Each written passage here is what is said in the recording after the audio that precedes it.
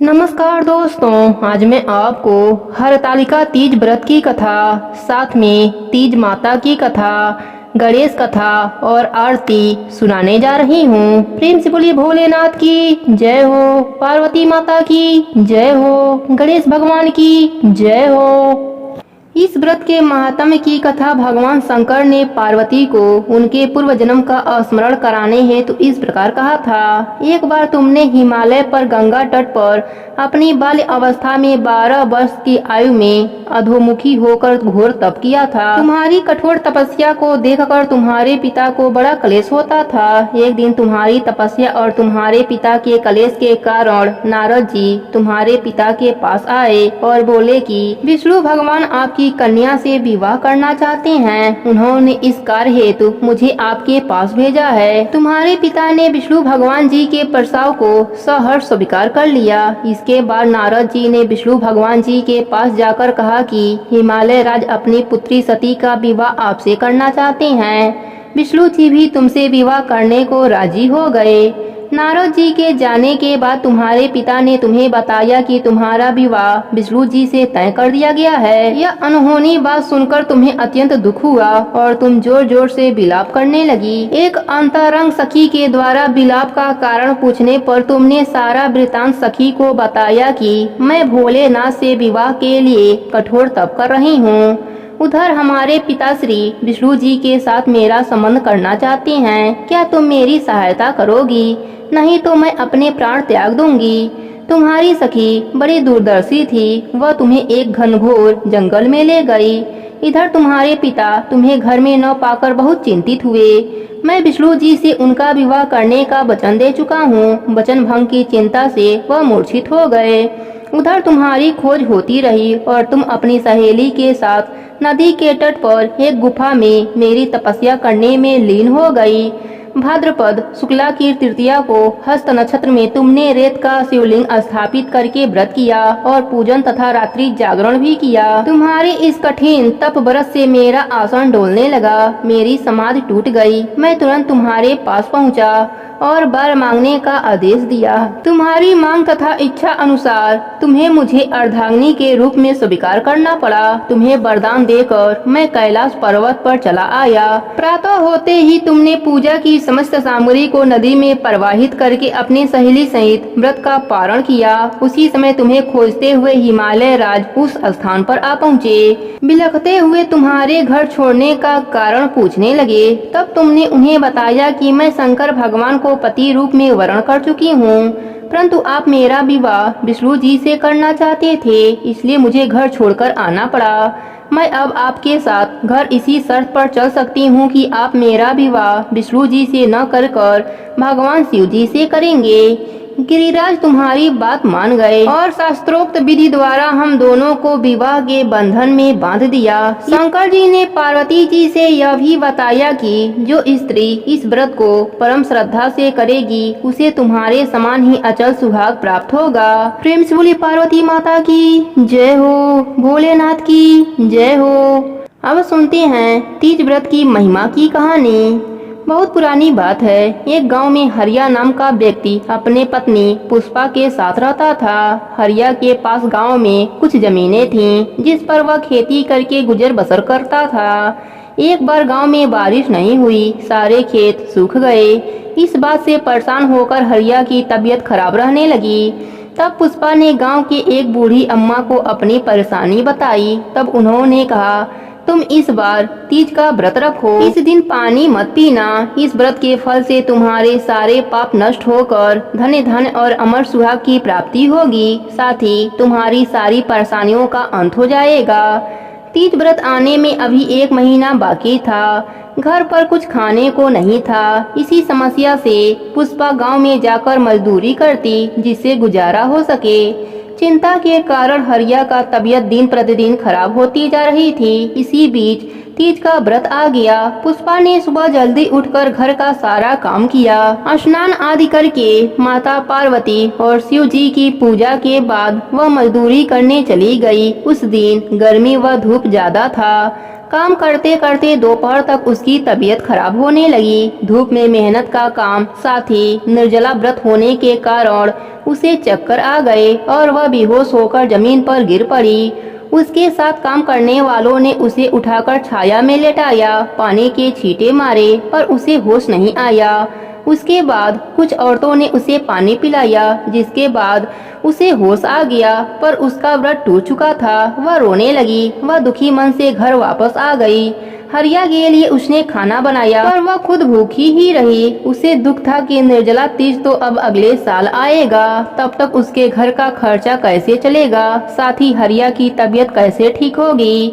माता पार्वती जी से क्षमा मांगकर वह सो गई। रात में सपने में माता पार्वती जी ने उसे दर्शन दिया और कहा, बेटी तुम्हारा व्रत पूरा हो गया। भगवान तो भाव देखते हैं, व्रत पूरा हो या अधूरा हो, सच्चे मन से भगवान में विश्वास रखना चाहिए। आज से तुम्हारे सारे कष्ट मिट जाएंगे। सुबह जब वह सोकर उठी तो हरिया की तबीयत ठीक हो गई थी और उसके घर में अनाज, धन आदि के ढेर लगे हुए थे। हरिया ने खेत में जाकर देखा तो सूखी फसल भी बिना पानी के लहरा रही थी। इस प्रकार तीज का व्रत करने से सारे पाप नष्ट हो जाते हैं, सुख समृद्धि और अमर सुहाग का वरदान मिलता है। प्रेम से बोलिए पार्वती माता की जय हो, भोलेनाथ की जय हो। अब सुनते हैं तीज माता की कथा। प्रेम से बोलिए तीज माता की जय हो। एक समय की बात है, एक नगर में एक राजा और रानी रहते थे। उनका एक ही पुत्र था। रानी बड़ा ही धार्मिक प्रवृत्ति की महिला थी और राजकुमार जो बड़ी मन्नतों के बाद पैदा हुआ था, तो राजा और रानी उसे बहुत ही लाड से रखते थे। अब धीरे धीरे राजकुमार बड़ा हो गया। राजा और रानी को उसके शादी की चिंता सताने लगी। अब उन्होंने एक योग्य लड़की देखकर राजकुमार का विवाह कर दिया।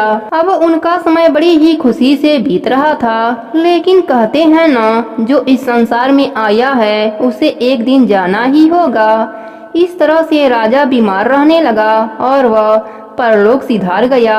राजा के कुछ दिन बाद रानी भी परलोक सिधार गई। अब जो राजकुमार था वह राजा बन गया। अब जो रानी थी उसने भी एक सुंदर पुत्री को जन्म दिया। लड़की बहुत ही सुंदर थी, लेकिन कहते हैं मरण और जीवन भगवान के हाथ में है, उसमें किसी का जोड़ नहीं। बच्ची को जन्म देते ही रानी भी परलोक सिधार गई। अब राजा बेचारा अकेला रह गया। अब उसने लड़की का देखभाल करना शुरू कर दिया। 2-4 दिन 10 दिन तो बीत गए, लेकिन वह राजा राजकाज संभाले या लड़की की देखभाल करे। तब राजा के जो मंत्री जन थे उन्होंने राजा को समझाया कि महाराज, आप दूसरा विवाह कर लो, जिससे आपकी बेटी भी पल जाएगी। आपकी बेटी तो वैसे ही इतनी अभागन है, बेचारी के जन्म लेते ही उसकी माँ स्वर्ग सिधार गई, इसलिए इस बेचारी का नाम उन्होंने दयावती रख दिया। अब राजा को सबकी सलाह अच्छी लगी। राजा की दूसरी शादी हो गई। दूसरी रानी घर में आ गई। दूसरी रानी को दयावती बिल्कुल भी नहीं भाती थी। वह उससे बहुत ही चिढ़ती थी। दयावती अभी बहुत छोटी थी, उसे वह भूखा रखती, वह रोती रहती, लेकिन उस पर कोई ध्यान नहीं देती थी। जब राजा आ जाता तो उसके सामने उसे छोटी बच्ची का देखभाल करके दिखाती। राजा समझता था कि मेरी बेटी की अच्छे से देखभाल हो रहा है। धीरे धीरे दयावती 1 साल की हो गई।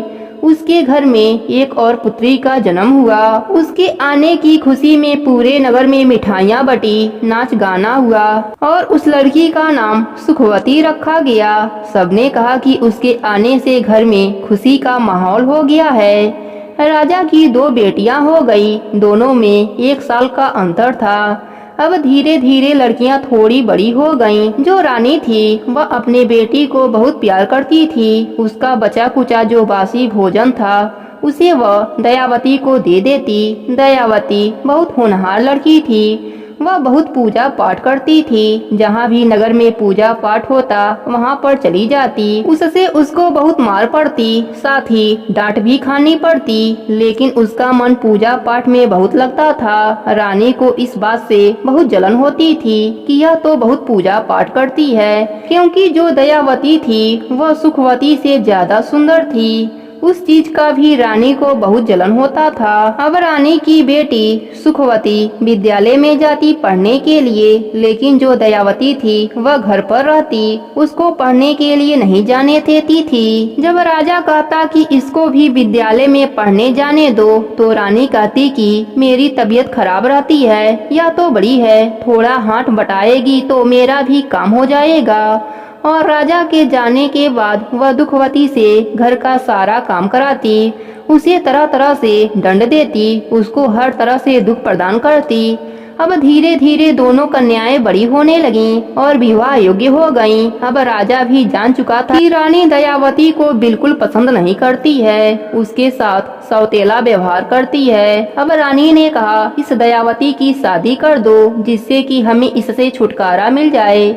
राजा ने कहा, ठीक है, शादी लायक तो मेरी बेटी हो गई है, लेकिन उचित वर देखकर ही शादी करूंगा, सही लड़का मुझे मिलने दो। इस पर रानी सोचने लगी कि दयावती के जीवन में सुख नहीं होने चाहिए। यह सोचकर राजा से जिद कर लिया, या तो इस लड़की का विवाह किसी गरीब घर में करा दो, नहीं तो मैं जहर खाकर अपनी जान दे दूंगी। अब राजा एक रानी को खो चुका था, वह दूसरी रानी को खोना नहीं चाहता था, इसलिए वह बहुत डर गया और उसने दयावती का विवाह भिखमंगा से करा दिया। उसके साथ विदा होकर दयावती अपने ससुराल आ गई। उधर जो उसकी अपनी बेटी थी सुखवती, वह भी विवाह योग्य थी। तब रानी ने राजा से कहा कि इसकी शादी नगर के सबसे ऊंचे खानदान में होनी चाहिए। अब राजा ने उस नगर का सबसे अमीर घराना था, उसमें सुखवती की शादी करा दी। दोनों बहनें एक ही नगर में रहती थी, एक नगर के सबसे अमीर खानदान में थी और एक बेचारी भिखमंगा के घर में थी। उसके घर में 2 वक्त का खाना भी नहीं रहता और उसका पति हाथ पैर से लाचार था, वह हमेशा बीमार रहता था। अब दुखवती के दुखों के दिन शुरू हो गए। लोग उसे दुखिया के नाम से भी पुकारने लगे कि बेचारी ने जब से जन्म लिया है तब से दुख ही दुख देख रही है।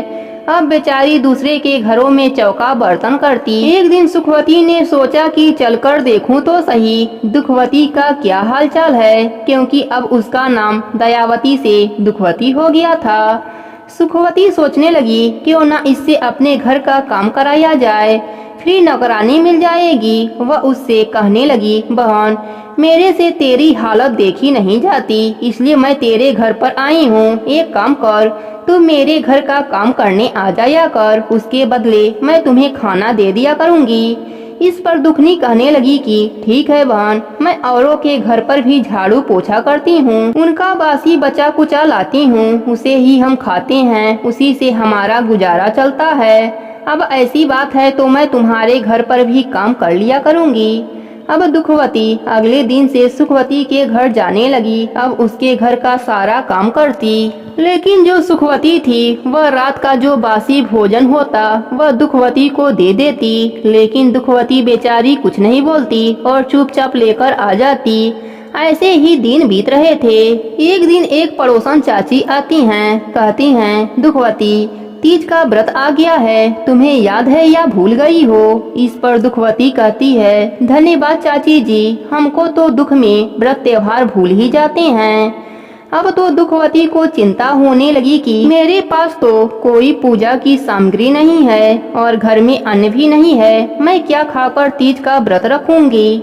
वह सोचती है कि बहन से जाकर मांगती हूँ, क्या पता दया करके दे दे। यह सोचकर अपने बहन के घर गई। चौका बर्तन साफ करने के बाद उसने अपने मन की बात को अपने बहन से बताया। इतना ही कहना था कि सुखवती झाड़ू उठाई और दुखवती की पिटाई करना चालू कर दिया और उसे मारते मारते घर के बाहर तक ले गई। अब वह रोती हुई, आज उसे बासी खाना भी नहीं मिला, रोती हुई अपने घर पर आ गई। घर के नाम पर टूटी हुई झोपड़ी थी, उसमें आकर रोने लगी। उसने सोचा जंगल से कुछ लकड़ियां लाकर बेचूंगी, उसी से भोजन और पूजा की सामग्री की तैयारी करूंगी। यह सोचकर वह जंगल में गई।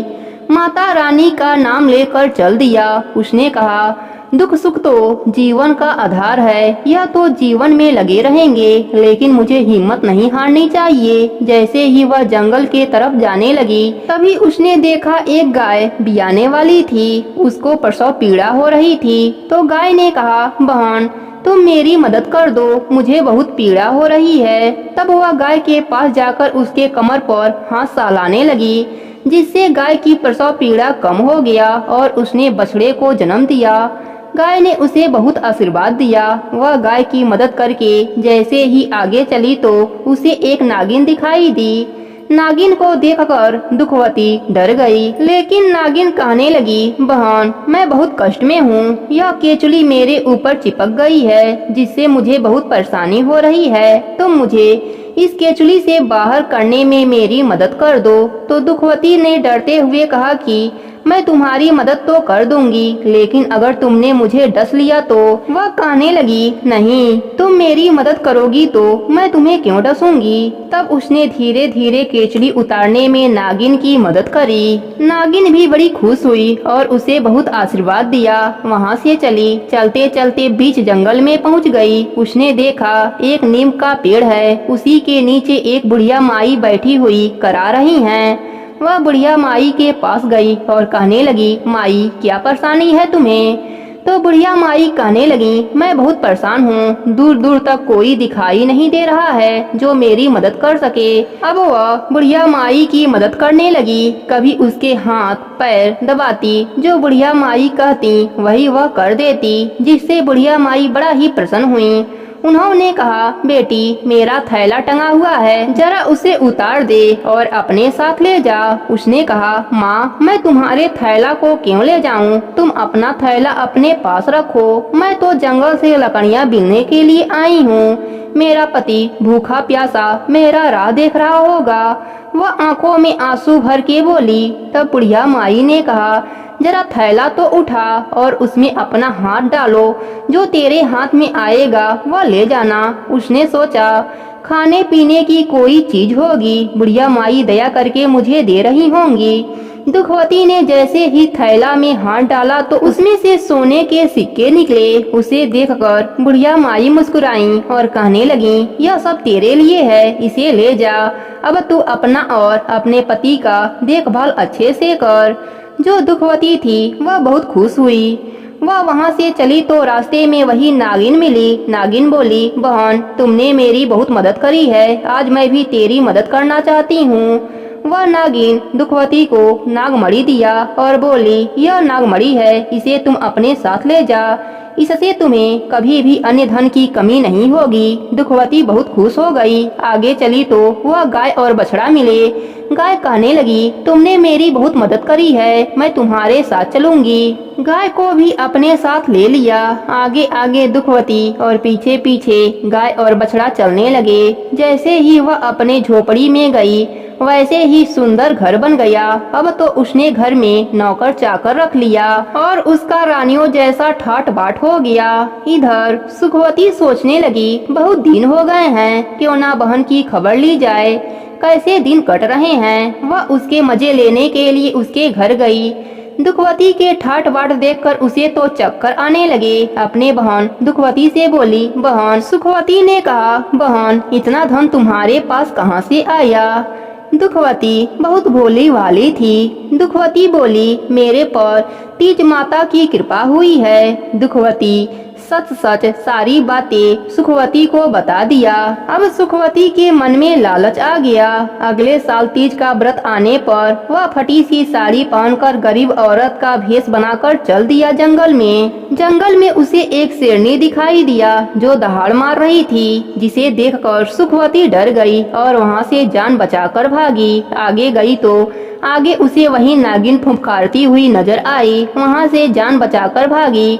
फिर आगे जंगल में गई, क्योंकि उसे तो लालच था। लालच के चक्कर में वह वापस नहीं आ रही थी। वह तो आगे बढ़ती ही जा रही थी। आज मैं भी दुखनी की तरह धन दौलत लेकर आऊंगी। यह सोचते सोचते वह उसी पेड़ के पास पहुंच गई, जहां पर वह बुढ़िया माई बैठी हुई मिली। क्योंकि बुढ़िया माई कोई और नहीं था, साक्षात तीज माता थी। वह तो उन सब की परीक्षा ले रही थी। उन्होंने सुखवती से कहा, अरे बेटी, जंगल में कोई दिखाई नहीं दे रहा है, जरा यह घड़ा मुझे पकड़ा दे, मुझे बहुत प्यास लगी है। तो वह धुतकारती हुई बोली, मेरे पास इतना टाइम नहीं है जो तुम्हें पानी पिलाऊं, मैं तो यहाँ किसी काम से आई हूँ। बेचारी बुढ़िया माई चुप हो गईं। थोड़ी देर बाद बुढ़िया माई फिर बोली, अरे बेटा, मेरे बाल में जुए देख ले, मुझे बड़ी ही खुजली हो रही है। वह कहने लगी, तुम्हें क्या मैं जुए देखने वाली लग रही हूँ? मैं तुम्हारी नौकर नहीं हूँ। इस तरह से वह बुढ़िया माई को डांट देती है। अब बुढ़िया माई कहती हैं,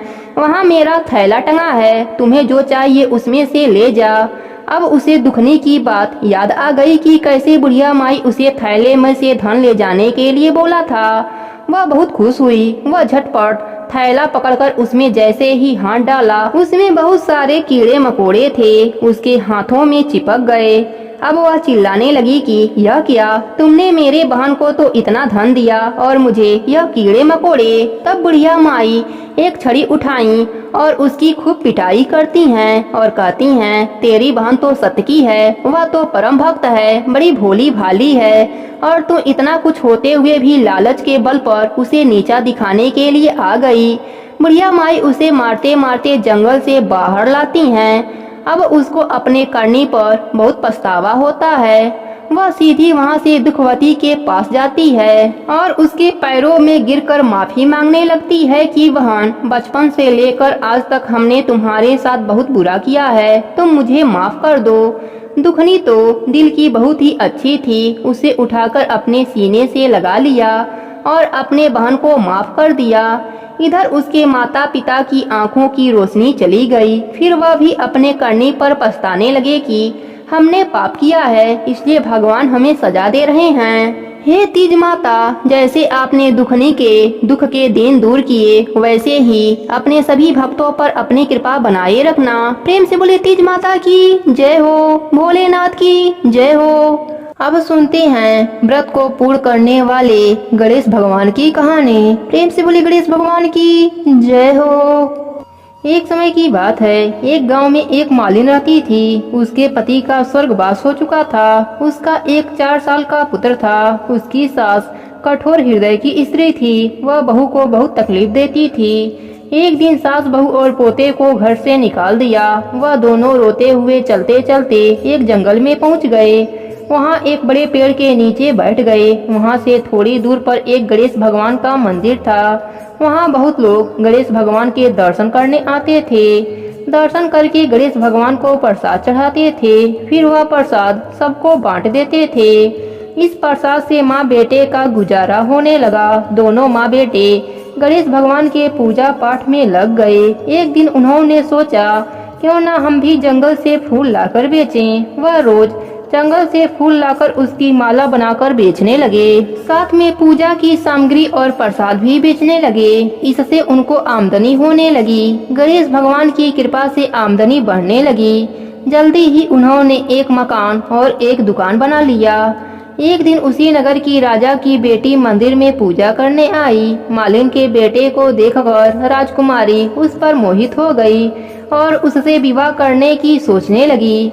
उसने अपने भाभी से अपने मन की बात कही। भाभी अनुभवी थी। उसने कहा, यह तो मालिन का बेटा है और तुम एक राजा की बेटी हो। यदि तुमने उससे विवाह किया तो तुम्हारी बहुत बेइज्जती होगी। पर राजकुमारी अपने बात पर अड़ी रही। उसने कहा, मैं तो प्रतिज्ञा कर लिया है कि उसी से विवाह करूंगी। भाभी महल जाकर सारी बात राजा को बताया। राजा ने मना नहीं किया और विवाह के लिए तैयार हो गए। उन्होंने बड़े ही धूमधाम से बेटी का विवाह मालिन के बेटे के साथ करा दिया। मालिन ने सबसे पहले बेटे व बहू को गणेश भगवान के मंदिर में ले जाकर पूजा पाठ करवाया और गणेश भगवान का आशीर्वाद दिलवाया। इसके बाद पूरे नगर में यह बात फैल गई कि गणेश भगवान की पूजा करने से सब दुख दूर हो जाते हैं। यह बात सुनते ही नगर के सभी लोग गणेश भगवान के मंदिर में दर्शन करने आने लगे। मालिन और उसके बेटे की बिक्री और बढ़ गई। उधर उसके सास के बुरे दिन आ गए। अन्नदाता उससे रूठ गए और वह भूखी मरने लगी। एक दिन वह रोती हुई उसी गणेश भगवान के मंदिर में आ पहुंची। वहां मालिन के बेटे से बोली, मैं भूखी हूँ, मुझे रोटी कपड़ा दे देना, इसके बदले मैं तुम्हारा सारा काम कर दूंगी। लड़के को दया आ गई और वह उसे काम पर रख लिया। उसने अपने दादी को नहीं पहचाना। जब मालिन घर आई तो उसने अपने सास को पहचान लिया। सास से बोली, सासू माँ आप यहाँ कैसे? सास ने पोते के तरफ इशारा करके बोली, मेरा इस सेठ के यहाँ नौकरी लग गई है। बहू बोली, यह आपका पोता है और यह घर भी आपका ही है, यह दुकान भी आपका ही है। आपने हमें घर से निकाला, तब गणेश भगवान ने हमारी रक्षा करी। बहू की बात सुनकर सास बोली, मेरी करनी मैंने भोग लिया। बहू बोली, सासू जी अब आप हमारे यहाँ रहो और पोते का सुख देखो। सास गणेश भगवान की महिमा देखकर गणेश भगवान का जयकारा लगाने लगी। साथ ही बहू पोते के साथ मिलकर गणेश भगवान का नित्य नियम निभाने लगी। हे गणेश जी महाराज, जैसा सुख आपने मालिन को दिया वैसा ही सुख सबको देना। कहानी अधूरी हो तो पूरी करना, पूरी हो तो मान रखना, सबके व्रत को पूर्ण करना। प्रेम से बोले गणेश भगवान की जय हो। आरती करने के लिए कपूर प्रज्वलित करें। प्रेम से बोले गणेश भगवान की जय हो। तीज माता की जय हो। भोलेनाथ की जय हो।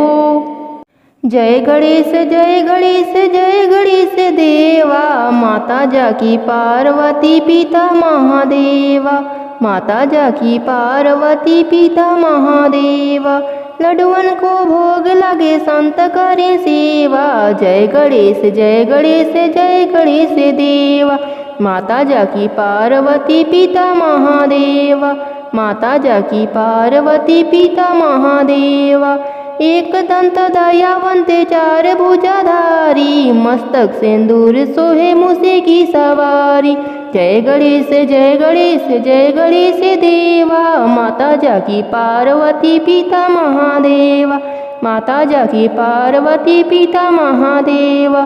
अंधन को आँख देत कोढ़िन को काया, बाझन को पुत्र देत निधन को माया। जय गणेश जय गणेश जय गणेश देवा, माता जाकी पार्वती पिता महादेवा, माता जाकी पार्वती पिता महादेवा। पान चढ़े फूल चढ़े और चढ़े मेवा, सूर्यदास शरण आए सफल की जय सेवा। जय गणेश जय गणेश जय गणेश देवा, माता जाकी पार्वती पिता महादेवा, माता जाकी पार्वती पिता महादेवा। दीनन की लाज रखो शंभु सुतवारी, कामना को पूरा करो जगे बलिहारी। जय गणेश जय गणेश जय गणेश देवा, माता जाकी पार्वती पिता महादेवा, माता जाकी पार्वती पिता महादेवा। आरती गौरल माता की, शिव जी पार्वती जी की। आरती गौरल माता की, शिव जी पार्वती जी की। भादों की तीज आई, लोग आया तो तैयारी की। शिव जी गौराडे आया, डम डम ढोल नगारे बाजे। आंगन में खुशियाँ छाई है कि माँ गौरा जी पधारी हैं। आरती गौरल माता की, शिव जी पार्वती जी की। आरती गौरल माता की, शिव जी पार्वती जी की। कनक में टीका तो शोभे, नाक में नथनी तो मोहे। हाथ में चुड़िया तो खन के, गले में माला मोतियन की। पाँव में पायल तो छमके, महीना भादो तीज पूजा की। आरती गौरल माता की, शिव जी पार्वती जी की। आरती गौरल माता की, शिव जी पार्वती जी की। वे तो जगत की है रानी, माँ की महिमा सब जानी। वे तो जगत की है रानी, माँ की महिमा सब जानी। पूजे सब नर नारी, थारे मन से ध्यान लगा मेरी। कामना पूरा कर देना जी, आरती गौरल माता की, शिव जी पार्वती जी की। आरती गौरल माता की, शिव जी पार्वती जी की। सज धज के सब तो आए, ज्वार में हर ने सजाया, सुपारी पान भी चढ़ाया, शिव जी गौरा माता को। अमर सुहाग तो राखो जी, की बिनती मेरा सुन लो जी, आरती गौरल माता की, शिव जी पार्वती जी की, आरती गौरल माता की, शिव जी पार्वती जी की। आरती परम शाम शंकर की, सत्य सनातन शिव शुभ कर की, आदि अनादि अनंत अनामय, अज अविनाशी अकल कलामय, सर्वरहित निज सर्व उरालय, मस्तक सुर शशिधर की, आरती परम शाम शंकर की। करता भरता जंग संहारी, ब्रह्मा विष्णु रुद्र तनुधारी, सर्व विकार रूप अभिकारी, अंग जंग पालन प्रलयकारी, आरती परम शाम शंकर की। विश्वातीत विश्वगत स्वामी, दष्टा साक्षी अंतर्यामी, काम काल सब जग हितकामी, अनद स्वरूप सकल अगकारी, आरती परम शाम शंकर की। मुनि मन हरण मधुर सुचि सुंदर, अति कमनीय रूप सुषमावर, दिव्यांबर रत्नाभूषण धर, सर्वनयन मन हर सुख कर की, आरती परम शाम शंकर की। विकट कराल पंचमुखधारी, मुंडमाल विषधर भयंकारी, हाथी कपाल शमशान विहारी, वेश अमंगल मंगलकारी, आरती परम शाम शंकर की। भोगी योगी ध्यानी ज्ञानी, जग अभिमानी धार आगामी, आशुतोष अति अवधर दानी, दैत्य दुरित दुर्गति हर हर की, आरती परम शाम शंकर की। प्रेम से बोलिए गणेश भगवान की जय हो, तीज माता की जय हो, भोलेनाथ की जय हो।